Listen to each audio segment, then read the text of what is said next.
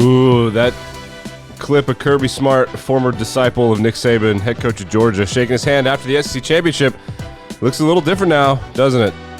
This is interesting to see. Daily Sports Podcast, news, narratives, takes, gambling. It is NFL Super Wildcard Weekend, a term that they're going to throw around that none of us have to use because we're adults, and Super Wildcard Weekend is objectively stupid. But before we do that, let's check in on the NBA. What a terrible day in Boston. The Milwaukee Bucks were beating them so badly that TNT pulled away from the number one team in the NBA, the Celtics, and maybe the best player in the NBA, Giannis Antetokounmpo, one of the best. He's basically the best player. There are like five of them. And they cut away. Oh, no, Twitter, you can do it. Oh, I hate Elon Musk so bad. The service on this has just gotten horrible. Elon, give me clips. Can't play video. Because he makes me do this new format. All right, we'll try something else. We'll try something else. Let's try it this way. Can we hear it?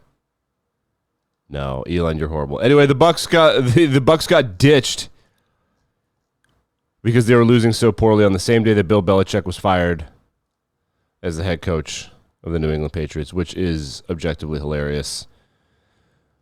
Go away, Boston. Nobody likes you. As for the Alabama head coaching search, Dan Lanning, the head coach of Oregon, has allegedly turned the job down. But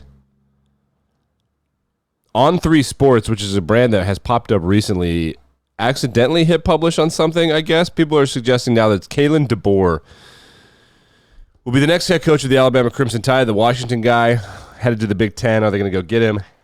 I would want so much money to replace Nick Saban. I would want probably as much as Saban was making just because, like, the risk.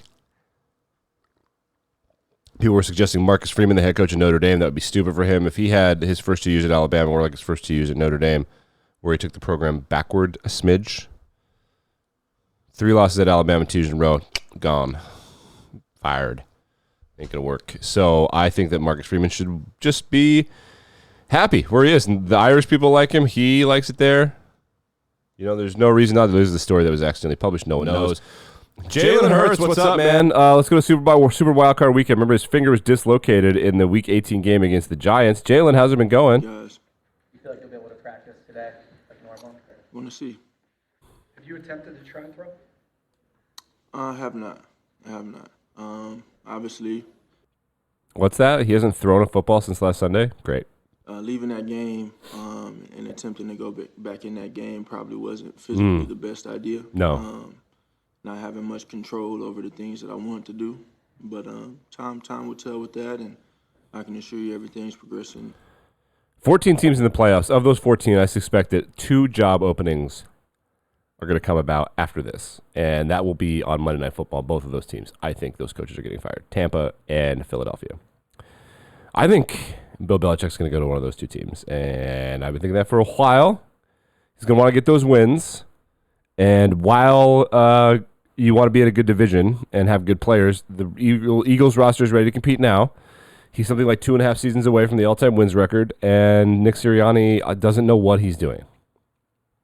I want to shout out Russell Wilson for burying the hatchet with Pete Carroll and flying up on the offseason to celebrate Pete's retirement / mutual parting of ways. I think if you're Alabama, why not give Pete Carroll the interim head coaching tag? Still got a lot of energy, allegedly. That might be fun. Get Pete Carroll, man.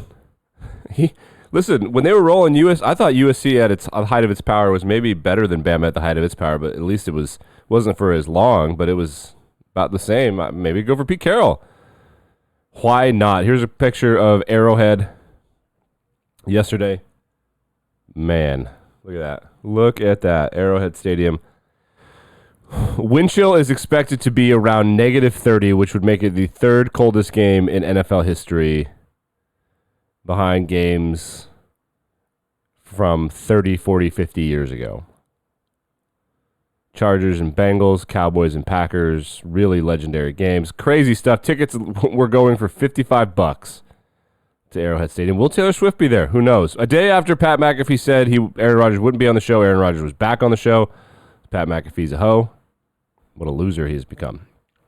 I don't know what's going to happen.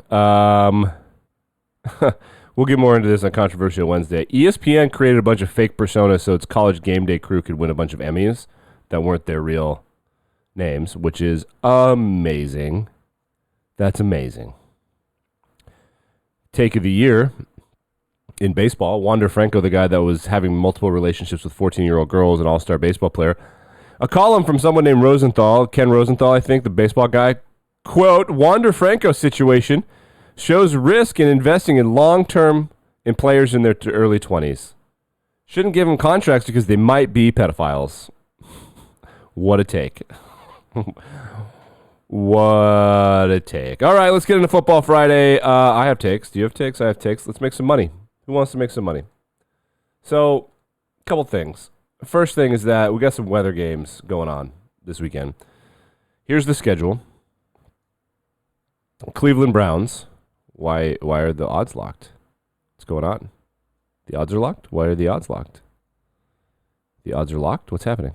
Some of your selections can't be combined into a single parlay. All right, well, we'll just open up a new window then. Why is FanDuel being this way? FanDuel Sportsbook. Let's go to NFL odds.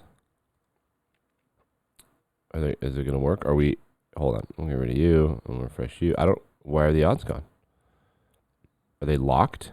All right, fine. We'll go somewhere else. I can't. What a mess the internet is today. All right, we'll do DraftKings. Does DraftKings want to play? Do they want free advertising? Sure. So these are a little bit different than the odds we just found. Let's take a look. Bills are minus 9.5, minus 10 everywhere. Gusts as high as 50 miles an hour with sustained winds around 20 in Buffalo. That favors the Steelers with the over-under of 35. That means what do they think this is going to be like? Oh, my God, I hate this game. 17-7? No. Close, though. 27-7? Somewhere in there? I don't know. Doesn't matter. I don't love that for Buffalo. I think that Buffalo could win the Super Bowl, but they also might lose this game. Steelers' money line is a smart bet because they have a better running game, but I don't know. I think Houston's going to win outright. They're hosting the Cleveland Browns. Browns have a better team top to bottom, but Houston did just fine against them the first time. And Joe Flacco's good, but man, I like them to win outright, plus 14. The Dolphins going to Arrowhead Stadium. Taylor Swift's going to be there. They're cold weather. They're stumbling through the end of the regular season. Their best defensive player got hurt. Chiefs by 1,000. Bills and Steelers, I don't know. I think the Steelers might cover the spread. They also might not score. The wind thing is going to be weird. It depends on the direction of the wind. I guess it could be swirling. I don't know. Cowboys are 7-point favorites against the Packers. I like the Packers to cover. They're a good ball club. Dallas, I mean, they've destroyed some bad teams, but they've been close against some good teams. I like Detroit to cover. I think Detroit wins big. I just think... but the over-under on this game is really sexy. These Sunday games are going to be great. Packers, Cowboys, Rams, Lions are going to be two of the best wildcard games you've ever had. And your over-under on both of them are over 50. So 50.5 and 51.5, which is super cool. It's going to be super exciting. This Eagles-Bucks game should be at 1 p.m. tomorrow, not on Monday night. No one wants to. Why make us watch this garbage? I don't think people are going to watch it. I don't think I'm going to watch it. I don't know. I'm going to be footballed out by that point. Nobody wants to watch that. I like the over in Rams, Lions. Lions defense is bad. Is it coaching? Is it roster building? Probably both. They're not really rebuilding anymore. They got a lot of depth. They put a lot of resources into it, and it's not that good. The Rams are super duper rebuilding, which means they have Aaron Donald and it's a bunch of youngsters. So I think it's going to be easy. I also think there are going to be interceptions in this game. I think Goff and Stafford are both going to be freaked out a little. Matthew Stafford's a bit of a head case occasionally. I think that's going to be a thing. I think he's going to get booed, which is going to rub him the wrong way. The split was amicable, but he also asked to be traded, which he didn't want to be with Detroit anymore. And I think they're going to be mean to him. They're not going to be like Philly mean because they were obsessed with him because they're a sad fan base. But I think they're going to be mean to him. So I think this is just going to be an utter mess. It's going to be one of the best wildcard games ever. I'd like the Lions to win. They just have a lot more not bad players. The Rams have way better top-end talent. Like Aaron Donald and Matthew Stafford are better than anybody on the Lions team by a lot. But the Lions have a lot more B-plus guys. So I think that points and Lions win by 10. I think they're going to win comfortably, would be my guess. But I'm not 100% sure. The last game of Super Wildcard Weekend, the Bucks are 3-point home underdogs. We love home underdogs. Are the Eagles going to win on pride, or are the Bucks going to cover and win the game? I would bet on the Bucks.